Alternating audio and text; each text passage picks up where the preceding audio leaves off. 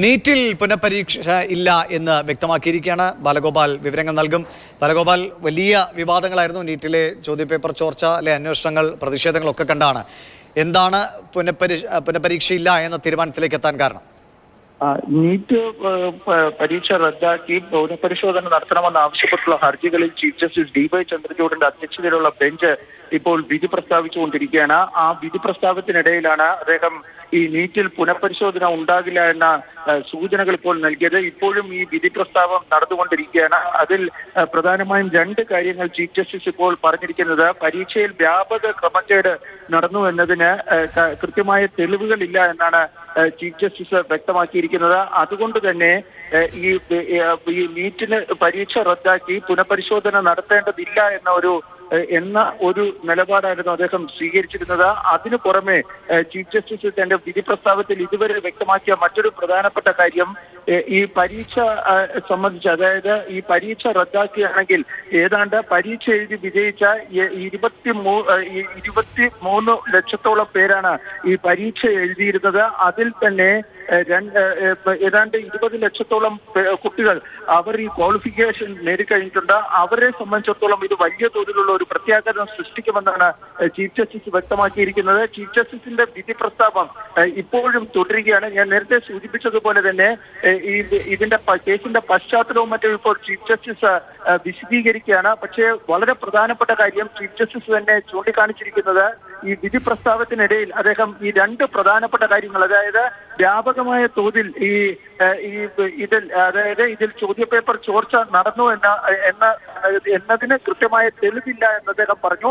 അതുപോലെ തന്നെ ഈ പരീക്ഷ റദ്ദാക്കുകയാണെങ്കിൽ ബാലഗോപാൽ, വളരെ സുപ്രധാനമായ ഒരു നിരീക്ഷണമാണല്ലോ ഈ പരീക്ഷയുടെ ഒരു സാങ്ക്ടിറ്റി തകർക്കുന്ന രീതിയിൽ അത്ര ഒരു സിസ്റ്റമാറ്റിക് ആയിട്ടുള്ള ഒരു ലീക്ക്, ഈ ക്വസ്റ്റ്യൻ പേപ്പർ ലീക്ക് ഉണ്ടായിട്ടില്ല എന്ന് കോടതി പറയുമ്പോൾ ഈ വന്ന ആരോപണങ്ങൾ അതിന് ഉതകുന്ന തെളിവുകളൊന്നും പക്ഷേ കോടതിയുടെ മുന്നിൽ അത് വേണ്ട രീതിയിൽ സ്ഥിരീകരിക്കാൻ കഴിഞ്ഞിട്ടില്ല എന്ന് തന്നെ അല്ലേ?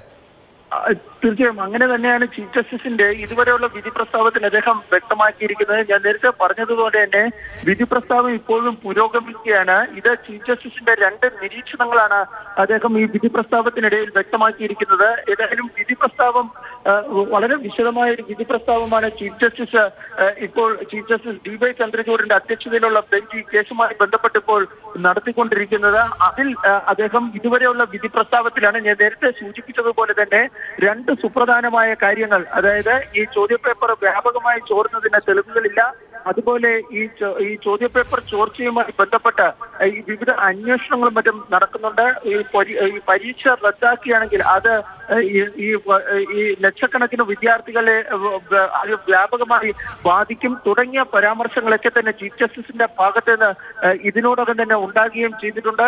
ഇപ്പോഴും ഈ വിധി പ്രസ്താവം സുപ്രീം കോടതിയിൽ പുരോഗമിക്കുകയാണ്. ഞാൻ നേരത്തെ പറഞ്ഞതുപോലെ ചീഫ് ജസ്റ്റിസ് ഈ വിധി പ്രസ്താവത്തിനിടയിൽ, അതായത് വിധി പ്രസ്താവത്തിന്റെ ഭാഗമായിട്ടാണ് അദ്ദേഹത്തിന്റെ ഭാഗത്ത് നിന്ന് ഈ രണ്ട് സുപ്രധാനമായ നിരീക്ഷണങ്ങൾ ഉണ്ടായിരിക്കുന്നത്.